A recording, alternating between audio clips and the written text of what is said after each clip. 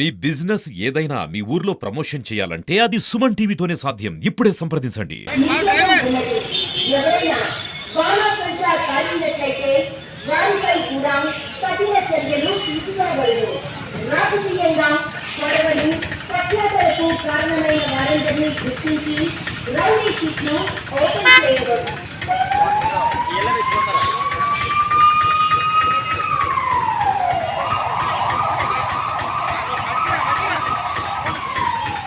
Police వారి హెచ్చరిక.